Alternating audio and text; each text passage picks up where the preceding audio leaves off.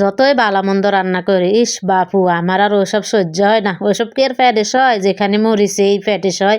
মরিচের ভর্তা ছাড়া কি আর আমার চলে? এই মরিচ ভর্তা দিয়ে তো আমার তৃপ্তি সহকারে ভাত খাওয়া যায়। ভালো-মন্দ কি আর সহ্য হয়? তো আসসালামু আলাইকুম, কেমন আছেন সবাই? তো চলে আসলাম আজকে ব্লগ ভিডিও নিয়ে। আজকে আমি যা, যা রান্না-বাড়া করেছি তাই আপনাদের সাথে একটু শেয়ার করব।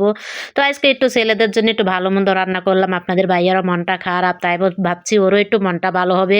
এজন্য একটু সামান্য আয়োজন করেছি, তাই আপনাদের সাথে শেয়ার করতেছি। আসলে আমি যা রান্না করি তাই আপনাদের সাথে শেয়ার করি। কোনো রেসিপি-টেসিপি অত শেয়ার করি না। তো যেটা ভালো লাগে সেটাই করি। তো আজকে আমি একটু পোলাও করেছি আর গরুর মাংস রান্না করেছি, ডিম দিয়ে রোস্ট করেছি। আসলে মুরগি দিয়ে রোস্ট করার চিন্তা ভাবনাই ছিল।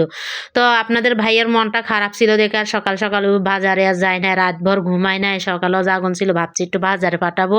তো ওর মন খারাপ দেখে আর আমি ওকে বাজারে পাঠাই নাই। তো আমি ঘরে যা ছিল তা দিয়ে আয়োজন করেছি। এখানে কিন্তু কি আমার মাংস রান্না হচ্ছে আর আমি ডিম সিদ্ধ করে কিন্তু কি ডিমটা ছিলে নিচ্ছি। আর বলছি না যে ভালো-মন্দ কি আর আমার পেটে সহ্য হয়? আমি যতই ভালো-মন্দ রান্না করি আমার কোনো একটা ভর্তার রেসিপি থাকবেই। মানে ভর্তা না হলে মনে হয় না আমার ১৬ করা পূর্ণ হবে। তো এখান থেকে কিন্তু কি আমি একটু ভেন্ডির ভর্তা করে নিয়েছি। মানে মাংস, পোলাও, ডিম যতই যা রান্না করি ওসব খাইলে মনে হচ্ছে আমার মাথা ঘুরায়। তাই আমি ওই মাথা ঘুরানি বন্ধ করার জন্যে আমি একটা ওষুধ নিয়েছি। ওষুধটা হচ্ছে আমার ভর্তা। তো ভর্তাটা করে আমি এক পাশে রেখে দিয়েছি। দিয়ে তারপরে ডিমের কোরমাটা করতেছি। আসলে ডিমের কোরমা কিন্তু কি আমি কখনো করি নাই। এই প্রথমবারই করতেছি। দেখতেছে ভুনার মতো লাগতেছে। না কিন্তু কি লাল মরিচ দিয়েছি তো এজন্যে কালারটা অন্যরকম হয়েছে। মুরগির আর রোস্ট করলাম না। তো আপনাদের সাথে শেয়ার করার জন্যে আবার খাওয়া-দাওয়া করতে বসে গেলাম। দুপুরকার আয়োজন আরকি। তো দুপুরে আমি যা রান্না করেছি একটু, একটু আপনাদের সাথে শেয়ার করতেছি। ভেন্ডি ভর্তা দিয়ে আর মাংস দিয়ে খাইলাম। ডিমের রোস্টটা নিলাম না। আসলে ডিমটা আমি এমনিতেই কম খাই। ডিম আমি পছন্দ কমই করি। তো ডিমটা খাই নাই, আমি ভর্তা দিয়ে আর ২ পিস মাংস নিয়েছি। আসলে আপনাদেরকে তো সব হাবি-জাবি খাওয়ারই সবসময় শেয়ার করি। তাই ভাবছি আজকে একটু মাংস দিয়ে খাবো, আপনাদের সাথে একটু শেয়ার করি।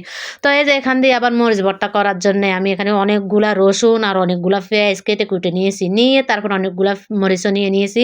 নিয়ে ব্লেন্ড করে নিয়ে আসলাম। একবার তো মরিচ বেটে হাতের ১২টা বাজায় নিয়েছি। মানে হাত জ্বলনিতে হাত ফুলে ডাক্তার-ডুক্তার দেখিয়ে অনেক ওষুধ বুড়ি খাইয়েছি। খাইয়ে হাত ভালো করেছি। তো আর এখন ফাটাফুতার কাছে যাই নাই। আমি ব্লেন্ডারে কিন্তু অনেকগুলা মরিচ বেটে নিয়েছি।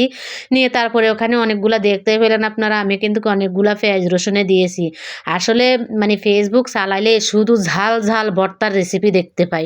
ওইসব দেখে আসলে মুখে পানি চলে আসে। আমি তো এমনি ভর্তার পাগল, ভর্তার প্রেমী। তো ভর্তা দেখলে মুখে পানি আসলে আর আমি বসে থাকতে পারি না। তো রাতের বেলাতেই আমি চলে গেলাম মরিচ ভর্তা করার জন্যে। তো যতই রাত হোক আমি যদি একটু ঝাল, ঝাল ভর্তা দেখি তখনই আমি সেটা করে খাইতেই হবে। না খাইলে আমার রাত্রে ঘুমেই হবে না। তো আমি রাত্রের বেলাতে আবার এই মরিচ ভর্তা নিয়ে ভাত খাইতে বসে গেলাম। দিনে তো দিনের খাবারটাও শেয়ার করলাম আপনাদের সাথে, রাত্রের খাবারটাও শেয়ার করলাম। তো আপনাদের কাছে কার, কার এরকম ভর্তা ভালো লাগে? আমার কাছে তো ঝাল ভর্তা যেকোনো ভর্তাই দেন আমি ওই ভর্তা দিয়ে আমি তৃপ্তি সহকারে কইরা ভাত খাইতে পারি। আর সেই ভর্তা আমার কাছে এত ভালো লাগে। আমার সামনে মুরগির রোস্ট, ডিম, মাংস, মাছ যাই রাখেন না কেন সবকিছু বাদ দিয়ে আমি আগে ভর্তা দিয়ে খাবো। তো আমি আপনাদের সাথে বকবক করতে, করতে কিন্তু এখান দিয়ে আমার গরম, গরম ভাত খাওয়া হয়ে গেছে। তো ভিডিওটা কেমন হয়েছে? যদি ভালো লেগে থাকে অবশ্যই লাইক, কমেন্ট, শেয়ার করে পাশে থাকবেন।